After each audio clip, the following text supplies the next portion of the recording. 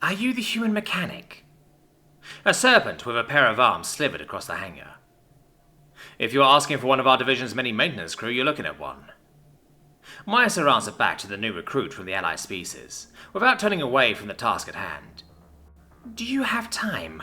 When I asked something to my superiors, they sent me to go and ask a human about it. They looked terrified. Private Quitka asked with shining eyes. Sure, are you new here? Weiser placed down the power tool on the floor and stood up to face the curious soldier. Yes, I am just out of my training. Quitka pointed at a metal giant standing behind the human. Are those human tanks? Mechanically, no. Weiser scratched his chin with his fingers. Functionally, iffy. It's technically a personal power armor, so it's used by a single pilot, not a group of tank crews, he continued, lightly knocking at its external armor with his knuckles. Where are its propulsion systems? Is this under overhaul? Quicker looked up towards the top of the metal figure and asked. You're standing right next to one. I mean, a pair of them. Weiser knocked again at the same place with his knuckle. It doesn't float with upward propulsion, it doesn't run on wheels or tracks, but it walks with its two legs, just like me. Weiser stomped with his 2 feet, and then exclaimed at a short, "Oh!" as if he forgot to say something.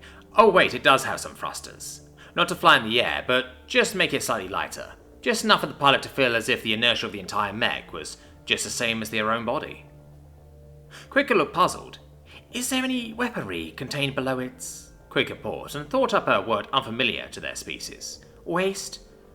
No, that leg is for propulsion and protective armor around it. Weiser shook his head. Then all of those metal is just dead weight. Quicker was astonished. If humans could pack in enough propulsion system to make it feel light enough for the pilot, wouldn't it just float above the ground without all those dead weight? It might be if our mechs held pea shooters like any other species would. Weiser grinned. Weiser was interrupted by a platoon of several mechs entering the hangar.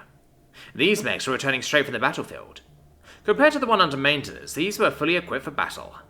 On their backs were a detachable cargo, and it was just as big as 2 20-foot containers welded side by side. Each of them held their main gun on their pair of robot arms, and the gun was just as big as a single 20-foot container. Weiser waved his hand to them. You look banged up pretty bad, eh? He shouted, looking up at a group of metal giants with multiple burn marks. Vida Special Forces. They made the entire jungle into a vaccine punji trap. We had to delete an entire forest to clear the way for our legless friends. One of the giant mechs pointed to Quicker. Allied reinforcements? Weiser shrugged and turned to Quicker. Guess so. Are you from the infantry? Yes, Quicker squeaked. Being surrounded by metal giants was quite an intimidation for a new recruit. Private Ismail Quicker, 1748th Mobile Infantry Regiment. Unukalhai Armed Forces, sir. Captain Gus signs. We don't have a horse, but if you and your legless friends have problems and you can't wait for paperwork for an orbital strike, we are the cavalry. Don't worry, our sensors are excellent and we've never stepped on you. One of the mechs stooped down and waved his giant hand at the Serpentine private. Why don't you ask the same question to one of them?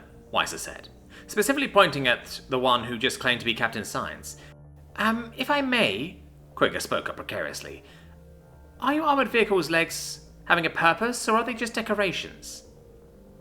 A mech powered down, and its cockpit opened up. Out came a human with dark skin, laughing his head off. Just decorations? Where are you from, Solid Snake, the 20th century?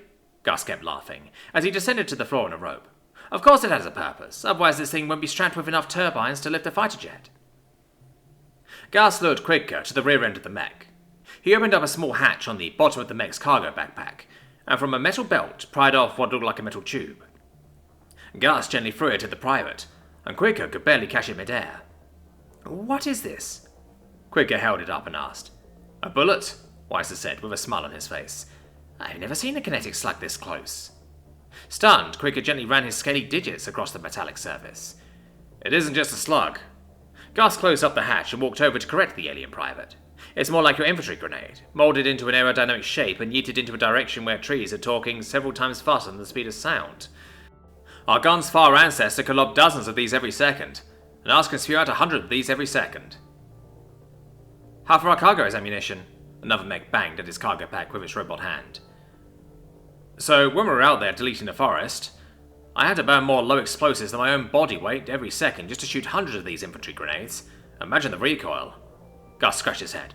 Scratch that, you can't imagine the recoil because it's just too absurd. Is it enough explanation? Weiser asked Quicker.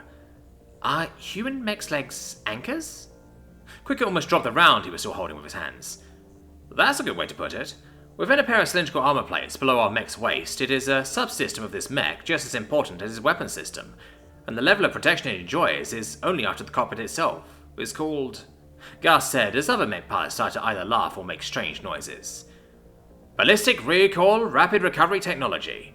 Gus laughed out after he said the phrase.